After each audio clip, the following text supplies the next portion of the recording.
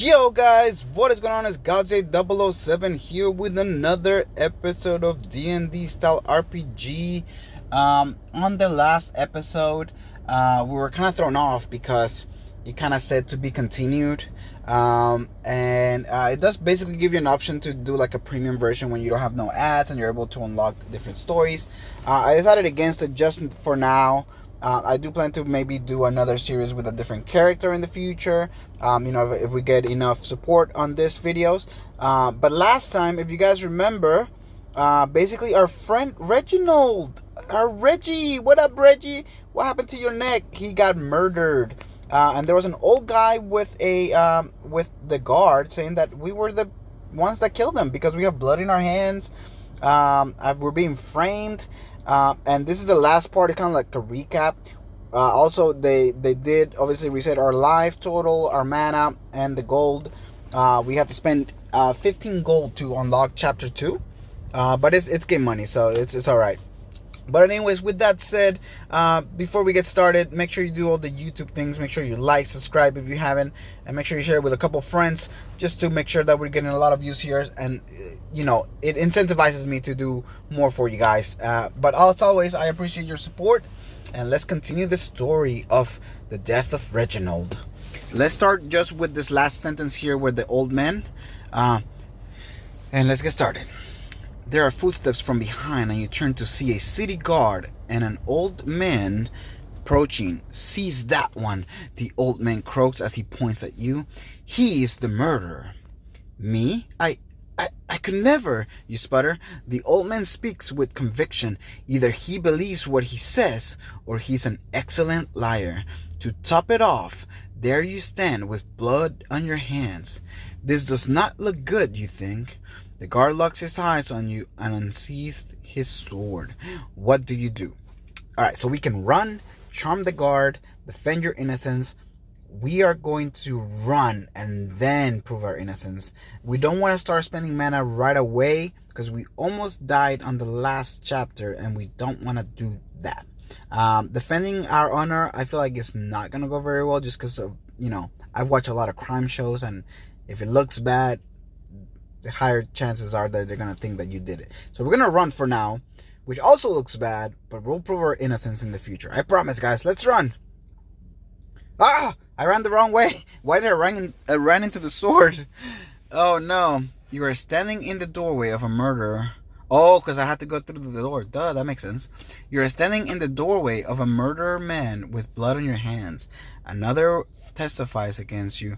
That guard is more likely to run you through then listen to your side of the story. It's time to run. But where? The guard blocks your path to the stairway.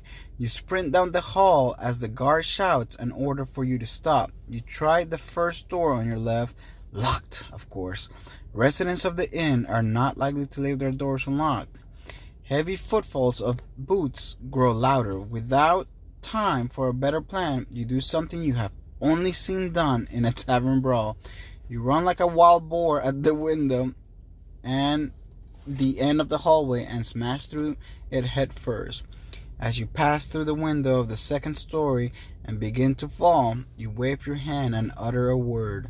Your body is suddenly caught by a magical force that slows your descent, allowing you to right yourself. You float to the ground like a feather. "Stop, devil!" comes a shout from above. Your cuts and bruises from the window are not too bad, and so you run off as fast as you can. When you are some distance from the inn, you stop to rest. What did the old fool see? You wonder to yourself. He did not see me. I would sooner cut out my tongue than murder a friend.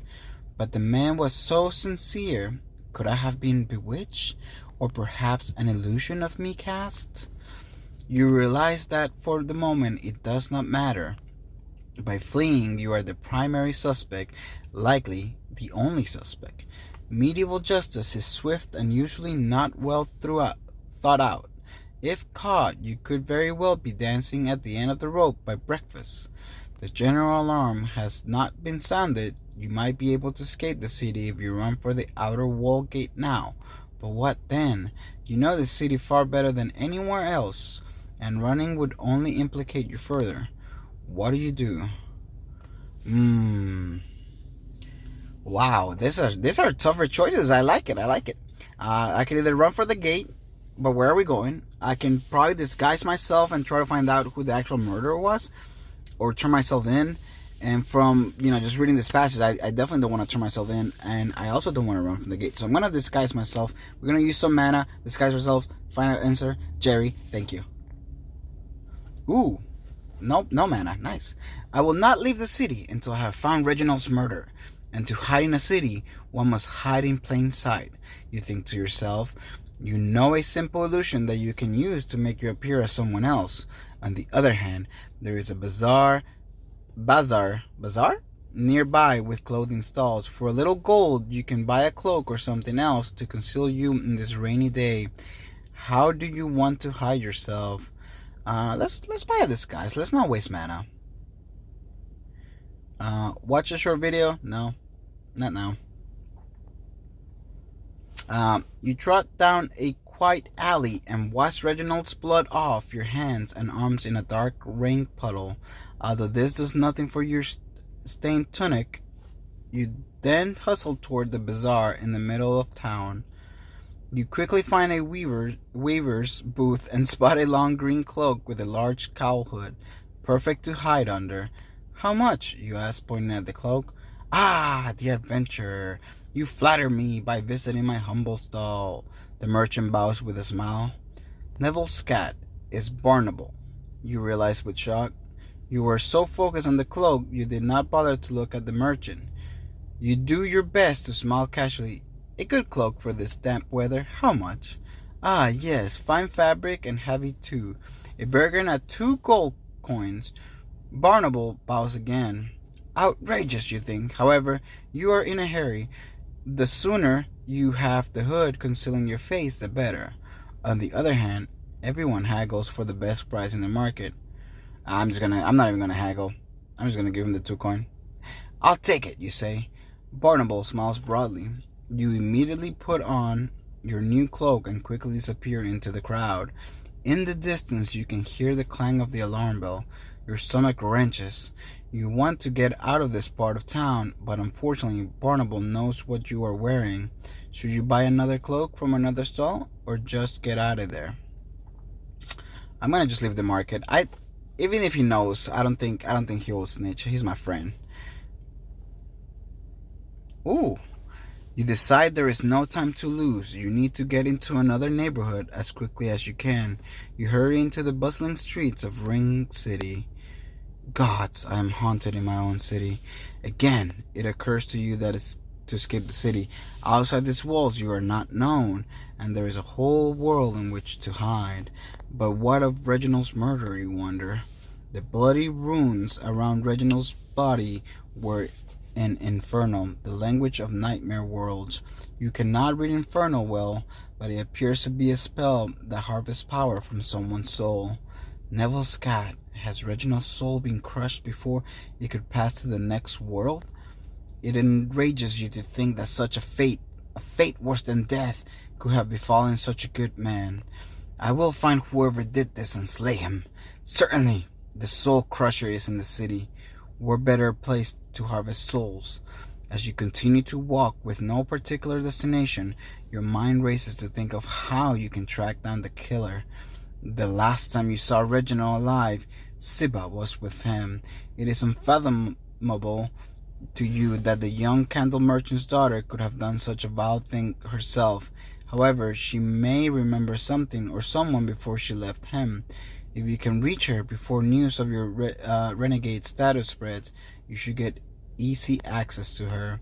As you are deciding to the fastest route to Siba's candle shop, there is a commotion behind you as 2 guards mounted on horses yell warnings as they gallop along the busy road.